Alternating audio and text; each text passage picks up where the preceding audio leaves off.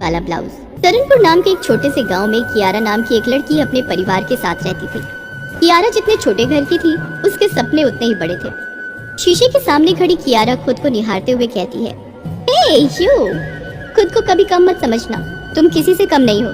तुम्हारा इंतजार तो मुंबई की इंडस्ट्री कर रही है। तभी कमरे में कियारा की माँ ममता आती है। उठ गई तू? क्या ये दिन भर शीशे को निहारती रहती है? हाँ तो अपना ये खूबसूरत चेहरा कैसे ना देखूं मम्मी? एक दिन इस चेहरे को लोग जानेंगे, तुम भी फेमस हो जाओगी। आखिर कियारा की माँ जो हो। हम कोई करोड़पति नहीं बेटा, तू क्यों भूल जाती है कि तेरा बाप एक दर्जी है, तू एक दर्जी की बेटी है। हम गरीबों के सपने कभी पूरे नहीं होते बेटा। आज तेरे पापा कह रहे थे अब कब तक हाथ चले पता नहीं, इसीलिए जल्द से जल्द तेरी शादी कर दे, वही अच्छा है। पर मम्मी, तभी कियारा के पिता संतोष वहाँ आते हैं। हम तेरी शादी ऐसे किसी भी घर में नहीं कर देंगे बेटा, अपने पिता पर भरोसा रख। हम बहुत गरीब लोग हैं और वो शहर के बड़े बिजनेसमैन। कभी मैं और प्रमोद क्लास में साथ पढ़ा करते थे। प्रमोद बाहर चला गया और विदेश से MBA कर उसने अपना बिजनेस सेटअप कर लिया। कई सालों बाद आज मुझे उसका फोन आया, वो अपने बेटे के लिए रिश्ता ढूंढ रहा है, तो मैंने भी तेरा नाम उसे बता दिया। अगर ये रिश्ता पक्का हो गया तो तू मुंबई जाएगी। मुंबई, इस गरीब की झोपड़ी में तुझे नहीं रहना पड़ेगा बेटा। अपने मजबूर पिता की बात सुनकर कियारा की आंखों में आंसू आ जाते हैं। ये झोपड़ी नहीं है पापा। अच्छा ठीक है, आपको जो ठीक लगे, आप जिससे भी कहेंगे मैं उसी से शादी कर लूंगी। मैं स्नेहा के घर से होकर आती हूँ। कियारा की एक ही सहेली थी स्नेहा, जो कियारा के सुख दुख की साथी थी। स्नेहा को लोगों को सजाना बड़ा पसंद था और कियारा को सजना। दोनों की दोस्ती एक दूसरे के लिए परफेक्ट थी। कियारा अपनी सहेली स्नेहा के घर उससे मिलने जाती है। स्नेहा तू जानती है मेरे सपने के बारे में, बॉलीवुड मेरा सपना है, मुझे हीरोइन बनना है, पर अब मेरी शादी हो रही है यार। तो ये क्या कह रही है कियारा? और वो ड्रेस जो तूने खरीदा था उसका क्या होगा? मैं तुझे सजा भी नहीं पाऊंगी, उसे तू ही रख लेना। बचपन से पैसे जोड़ जोड़ कर एक गाउन लिया था कि जब भी कोई मॉडलिंग शो करूंगी तो उसी गाउन को पहनकर करूंगी, और आज देख ले।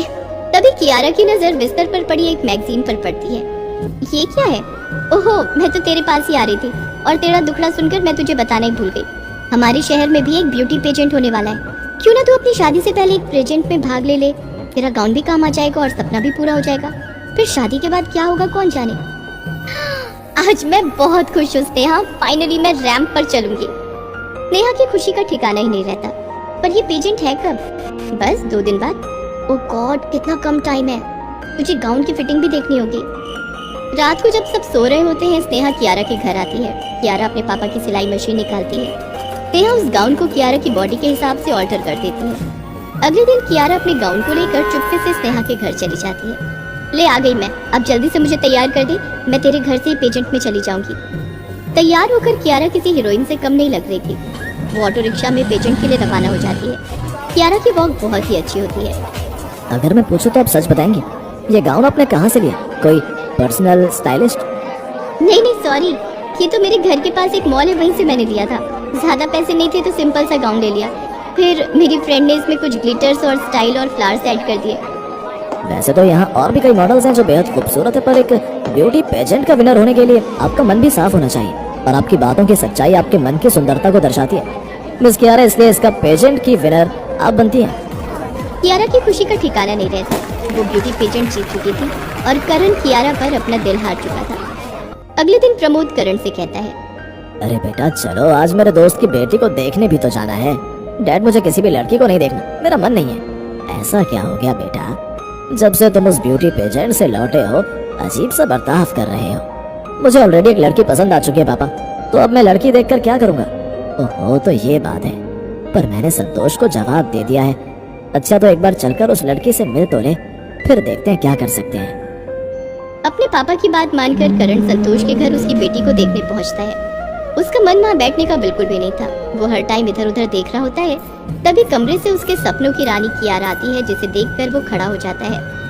आई एम रेडी, मुझे रिश्ता मंजूर है। अरे वाह, चलिए यह तो बड़ा अच्छा हुआ, मेरे बेटे को आपकी बेटी पसंद आ गई, तो इस महीने की आखिरी तारीख को शादी भी कर देते हैं। प्रमोद एक बहुत ही बड़ा बिजनेसमैन था। वो पूरी शादी की तैयारियां मुंबई के एक बहुत बड़े से रिसोर्ट में करवाता है, जिसमें मुंबई की बड़ी बड़ी हस्तियां पहुंचती हैं।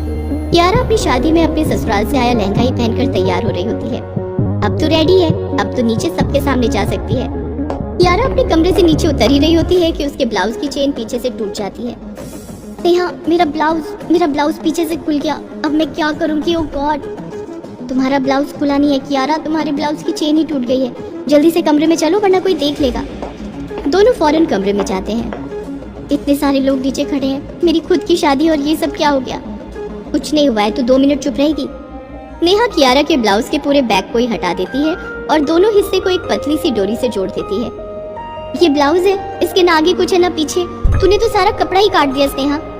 नेहा के हाथों का जादू तो तू जानती है। मेहंदी की कुप्पी मुझे उठाने तो दे, कोई माई का लाल बता नहीं पाएगा कि ये मेहंदी है या ब्लाउज का डिजाइन। स्नेहा मेहंदी लगाने में अव्वल थी। वो मेहंदी की कुप्पी उठाती है और अपनी सारी कलाकारी अपनी दोस्त कियारा की पीठ पर दिखा देती है। वो मेहंदी से इतना सुंदर ब्लाउज बनाती है कि कोई देखकर बता ही नहीं सकता था कि ये नेट का ब्लाउज है या मेहंदी।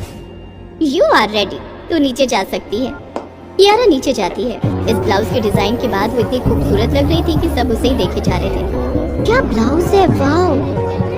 हाय कियारा, मैं करण का फ्रेंड हूँ और एक मूवी डायरेक्टर हूँ। मुझे तुम जैसे ही किसी खूबसूरत लड़की की तलाश थी। अगर तुम्हें एतराज ना हो तो हम आगे काम की बात कर सकते हैं। सोच क्या रही हो कियारा? बिल्कुल हाँ बोलो। वैसे अच्छा ही होगा, जब तुम घर पर नहीं होगी तो मैं तुम्हें टीवी पर देख लूंगा। वैसे ब्लाउज का डिजाइन बड़ा डिफरेंट है, कैसे स्टाइलिश का है? ये मेरी पर्सनल स्टाइलिस्ट है, अगर आप चाहें तो मैं आपसे इन्हें मिला सकती हूँ। या क्योंकि ऐसा डिजाइन तो मैंने कभी पहले देखा ही नहीं।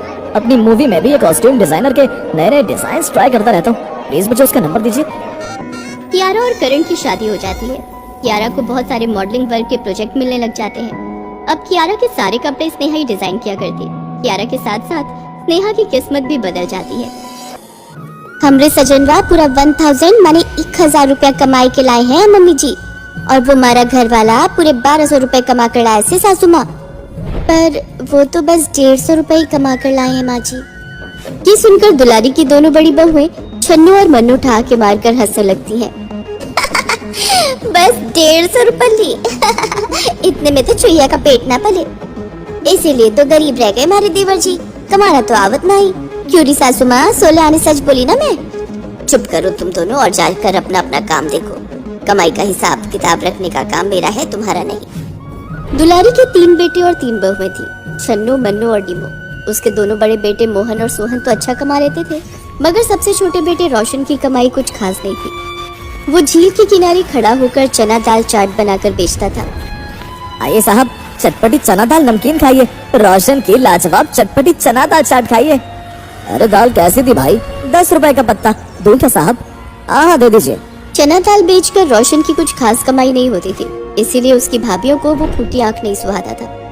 उसकी भाभियां छन्नू और मन्नू समझती थी कि रोशन और उसकी पत्नी उन दोनों के पतियों की कमाई पर ही पलते हैं। इसीलिए एक दिन वो दोनों अपने अपने पतियों को रोशन के खिलाफ भड़का देती हैं। माँ, अब हम रोशन के साथ नहीं रह सकते।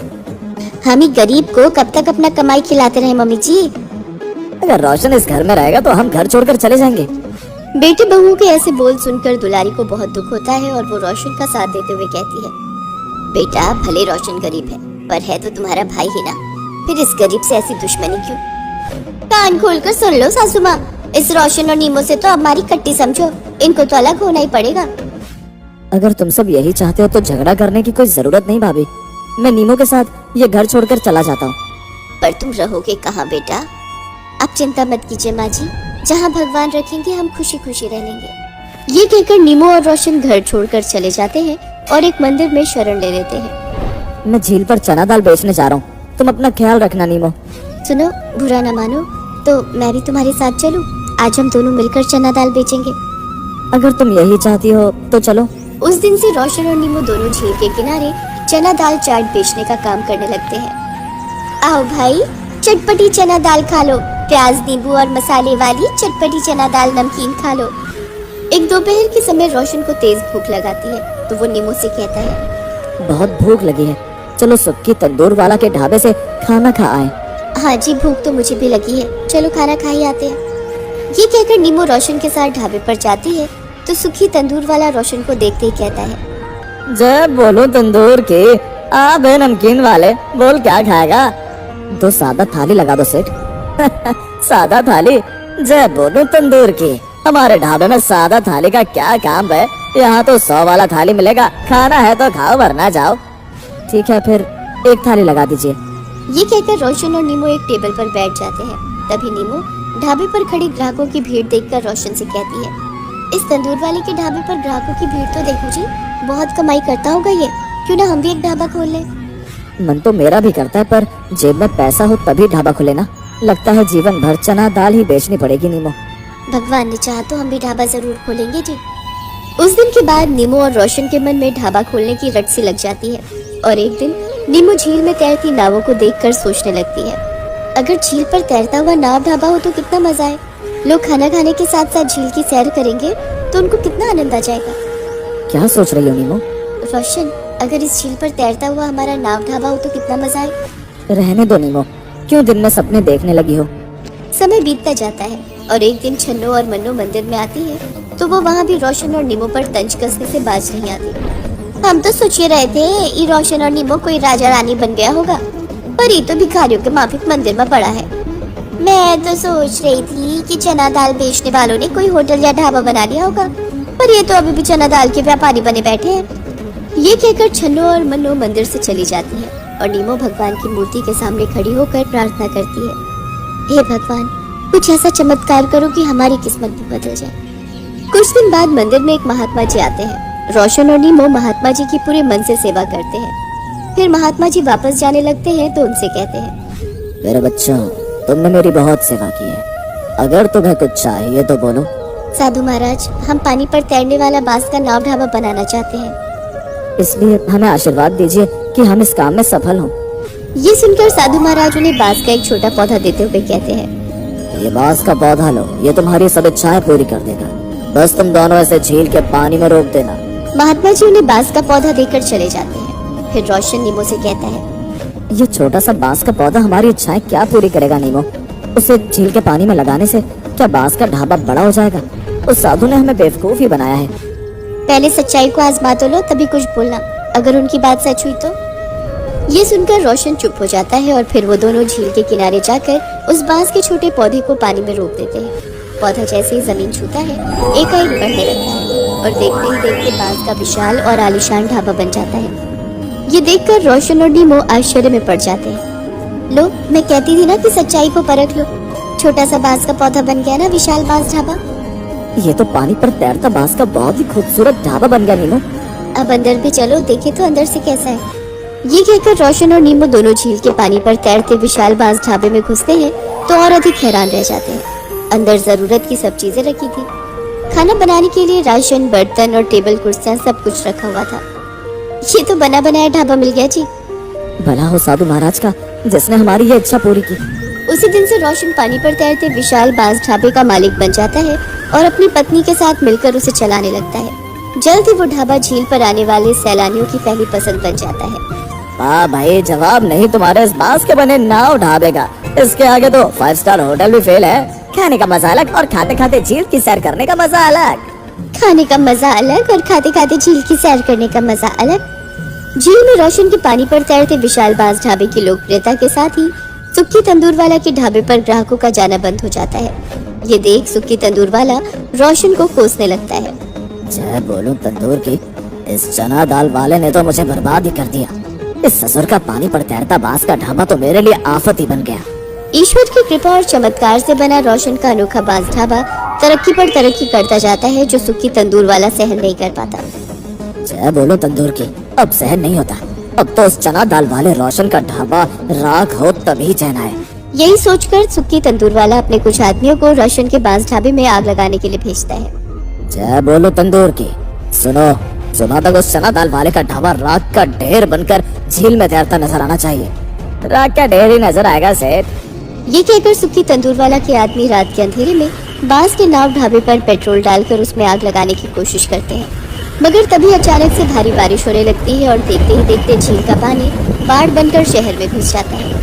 कई दिनों तक बारिश होती रहती है और सारा शहर पानी में डूबने लगता है। लोग अपनी जान बचाने के लिए इधर उधर भागने लगते हैं। सब कुछ जल में डूब जाता है, मगर रोशन का बांस का नाव ढाबा पानी पर तैरने लगता है। लोग अपनी जान बचाने के लिए नाव ढाबे की शरण लेने लगते हैं।